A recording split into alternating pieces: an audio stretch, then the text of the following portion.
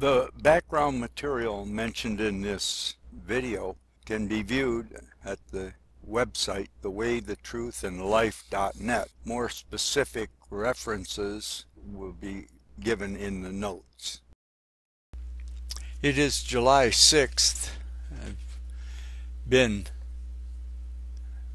back in the United States from Russia for over 3 weeks now, but my body still hasn't adjusted. I wake up with my metabolism running high 2 o'clock in the morning and talk to Olga in Russia. It's 8 hours later there, so that would have been 10 o'clock in the morning. She's preparing food for lunch. But I would just like to share a testimony of my day from yesterday, July 5th. The Lord did show me something, sent an angel at the end of the day, which I'll explain. But just a little background, in going to Russia for the last 10 years in April and coming back to New York in June and going to Russia again in September and coming back to Florida in December. Those 4 time changes of 8 hours each. Now that I'm 72, this is 2012, I find my body becomes alert at different times, and the research on for older people on jet lag and shift work is that to force your body to change is actually life shortening, that you need to go with your body. And so I do. When my mind is alert and productive, I try to work, although it's been kind of a feeling of burnout or something here the last couple of weeks. There's many problems to deal with, and it does sometimes become discouraging. But to give some background for today, or yesterday, I started on 2 main things. I have an appointment on the 11th for an annual medical examination at the Veterans Administration, so I needed to go beforehand and give some blood for the blood to be tested, that the doctor would have that report when I go for my annual physical. And I got up July 4th and noticed that there was mail in the front hall. There's a mail slot there that had been delivered on the 3rd, and here was a thing from the IRS saying I owe them $2,110.30, which was a shock to me because I had finished my income tax. I always do before I left for Russia in the spring. So I gathered up what papers I had yesterday and took them because I would get an all-day bus pass to go to the Veterans Hospital to have them take blood samples and then go down to the IRS. So that's what. And then while getting the bus pass, it's an all-day pass, I would go to visit my friend that has Mercer's disease. Got in the hospital 4 years ago getting a hip replacement. They had to take the hip replacement out because of the infection he got there, and it's incurable, so he'll never walk again. And after 2 years in the hospital, he's got his own apartment with daily assistance in up towards Niagara Falls in Niagara County in the northern part of North Tonawanda. there is a bus that goes by there on the way to the Niagara Falls airport, so I would try to do everything in one day. That's the background of three things that I had intended to do. Before I left, I had talked to Olga early yesterday morning, and she told me there had been a full-page article in the Russian newspaper in our city about the corruption being confronted in the scandal of setting up false companies to take away millions of dollars from Moscow to repair apartment buildings. And in our apartment, we had signed up for that. It's a subsidy. We had to pay also for new roof, new sewer, new hot water line, new heating water line, new cold water line, and then they were refacing the rest of the building, and last summer the work stopped with the scaffolds on the outside of the building, and in the inside hallways there was corruption, statewide corruption, and we confronted it. And I'd already posted a video on that, but the news yesterday was that they had published a full-page article on it, and starting off talking about Olga and I confronting the problem and bringing the attention that even brought President Putin to it, and got governor of Stavropol state fired. So that was good news to me, and it's something that I would like to have to share with you.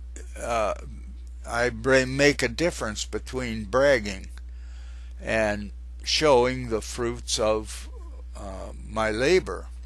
And I held myself responsible at a much earlier age. If I was going to brag about something, I had bragged I'm going to go to Colorado after I'd been there selling magazines at 16.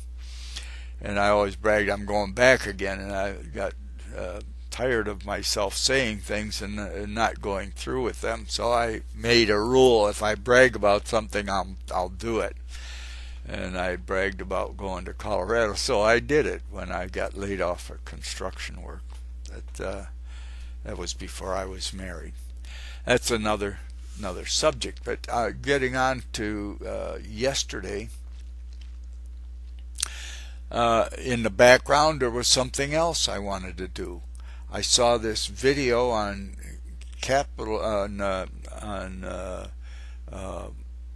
cannibalism in New Guinea, and it was by National Geographic, and it showed a man and a woman who had gone there to share Christ for 40 years, and they were part of what converted these people from their belief in witchcraft and killing people and eating them as witches. And they also just plain engaged in capitalism like the Iroquois Indians used to do. They would eat the people killed in battle.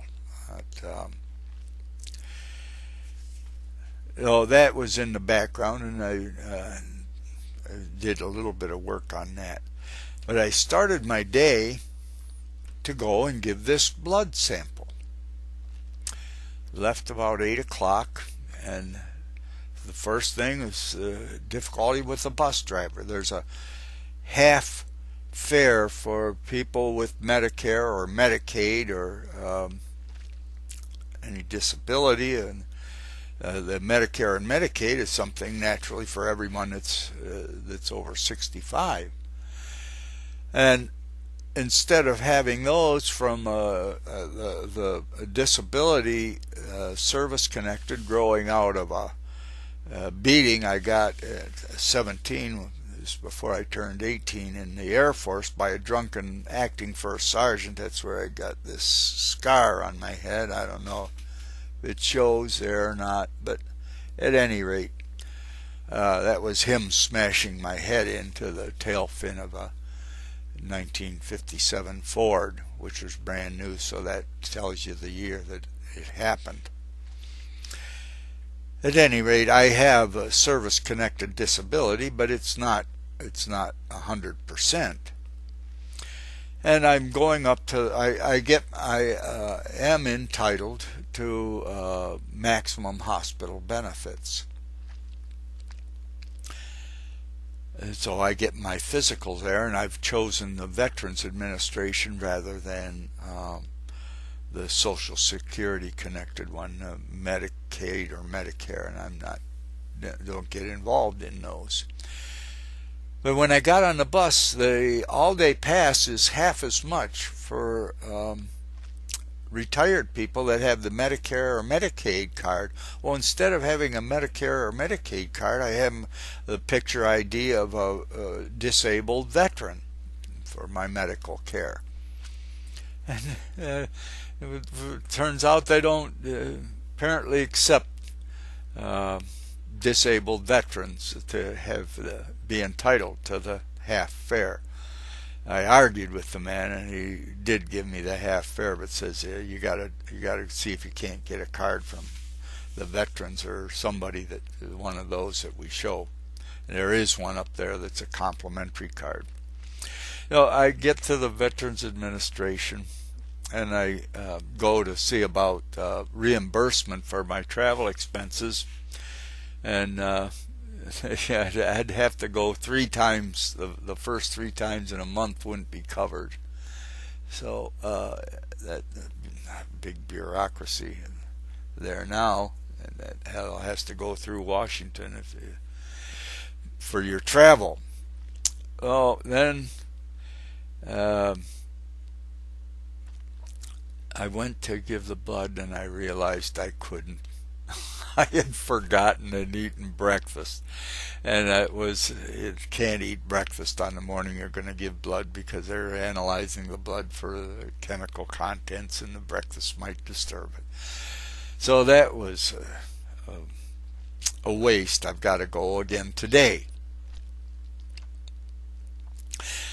Well, then I had terrible trouble with a toothache. I'm putting wax in the cavity because it's so expensive to get a tooth pulled here. But I heard even though they won't repair teeth, they'll pull your teeth for you at the Veterans.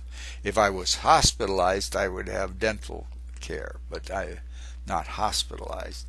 So while I was there, I went to the dental clinic, and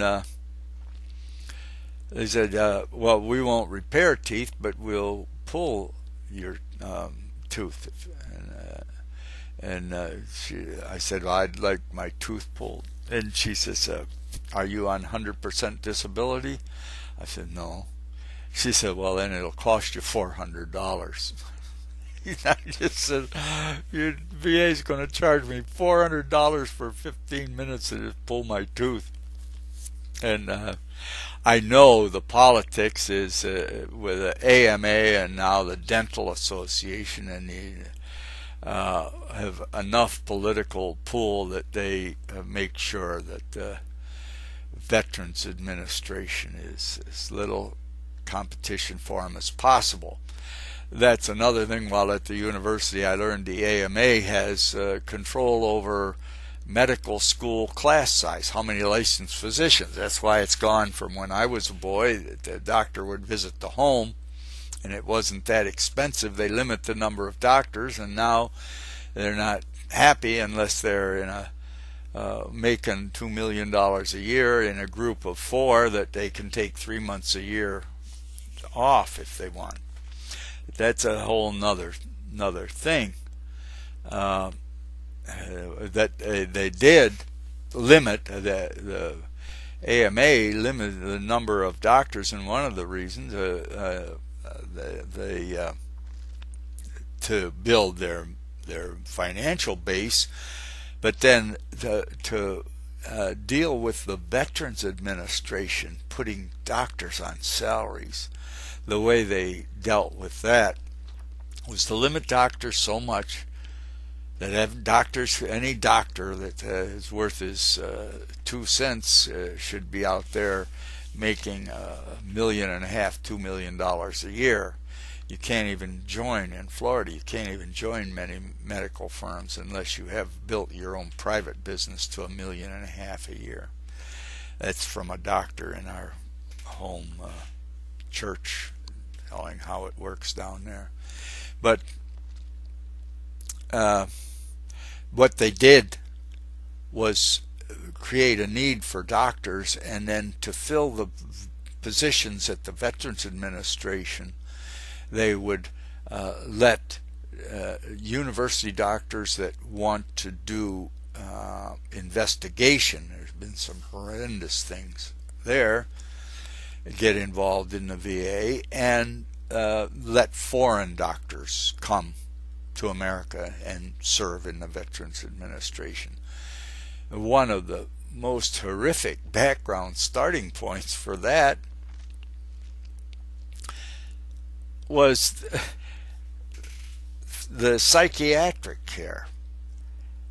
If you know the background of the killing in Germany, it started with killing disabled people, and the organizers of the death facilities and the processes were doctors, mainly psychiatrists, and they were killing their mental patients long before they were killing Jews. So at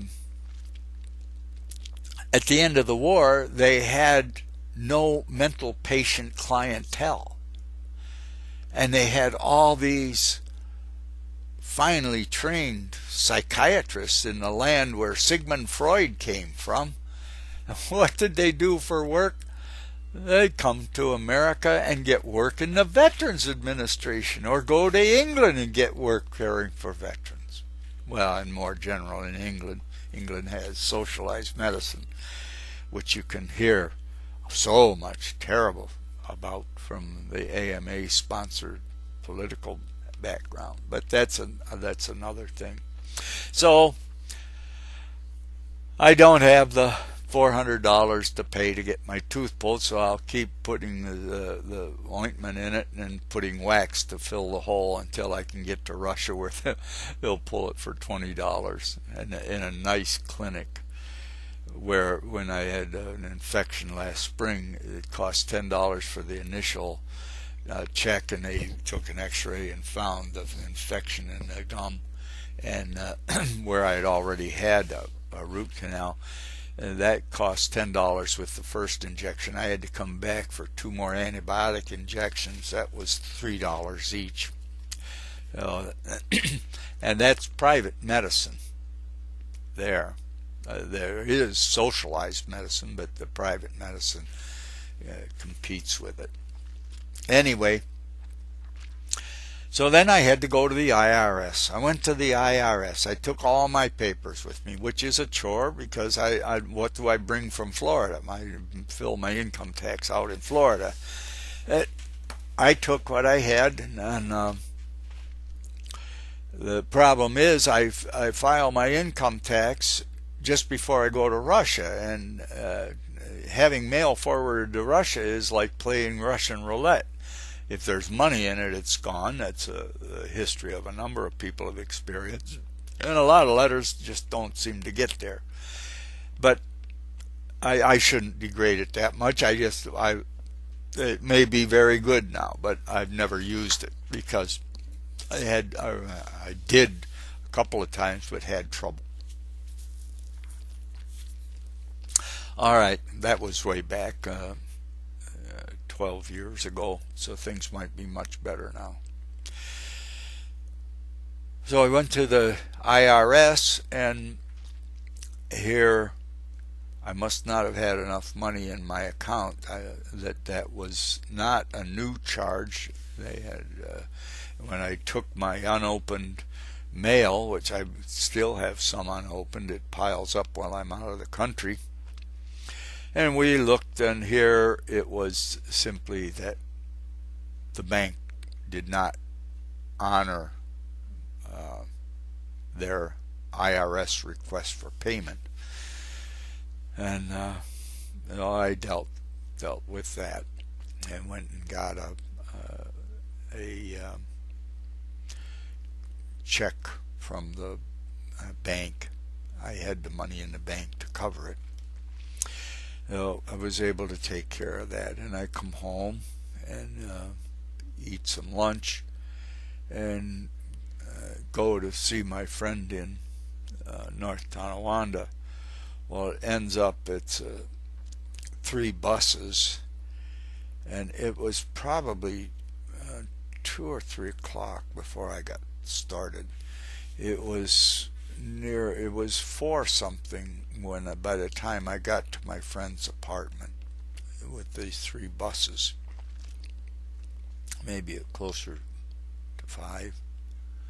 At any rate, we visited for an hour or so. This man was organizer of Christian youth in the area, and has many friends that have gone to South America and New Guinea and so forth as missionaries. Not from our 2x2, but that's another story. Some of them go, man and wife, and just live with the people. But then I come out of his apartment building and go to the bus line to get the bus, and it's about 6 o'clock then, and I wait for an hour and there's no bus, and I have a cell phone and there's a number there for the bus company, but it's all automated and they're asking questions that I don't know, and I can't get in touch with anybody. And I tried to call a friend maybe to come pick me up, and then all it was taking a message. So I wait, and after another half hour, the sun is down to the trees already, and I start hitchhiking. And hitchhike, sticking my thumb out for about half an hour, and nobody's stopping. So, and it's about 5 miles to the Erie Canal from there, and there's another bus, and apparently the buses don't run that late on that route. I got there past the last bus. It's about a 5-6 mile walk to the canal, and but up there's the second bus to get. So I start walking. If I have to, I'll walk. And while I'm walking, I'm sticking my thumb out, and I didn't get up the road 3 blocks, and some man picked me up, and I said, well, just if you take me up to the canal, I'll get the other bus. And we're just chatting a little bit. His father is 76 and he likes to garden. He's trying to get his dad to move in with him. They've got a spare bedroom. He said this is the first time he's ever picked anybody up. It looked so nice standing there, and this was my angel from the Lord. And I then he says, well, where do you live? And I said, up in the next city, Kenmore. And he says, well, I'll take you up there. Oh, that was nice of him. I said, you don't need to, but I appreciate it. He says, I'm glad to do it. And so I had $5 in my pocket. I said, well, here, please take the $5. He said, no, I won't take it. So we went on up, and a mile away from my home is the coffee shop where I meet friends. And by that time, it's 8 o'clock in the evening. And I said, well, drop me at the coffee shop. It's only a mile from my home, and I meet friends there and have that I've known for 40 years. and I'll have my cup of coffee and then walk home or get a ride with one of them. So he dropped me off, and I chatted with a couple of friends, had a coffee and a blueberry muffin, and come home. That's my story for yesterday. Now today I'm glad that I could get started on a video showing this couple that brought the message of Jesus Christ to Papua New Guinea, in an area where they stopped cannibalism, and they're living witness. These people paid them no money. These people cared for them. That's another story of the work of that spirit of love that comes from Jesus the Christ, who was killed by the priests to tell us that he died for our sins so we can talk to God directly and have fellowship with his outlook and with God.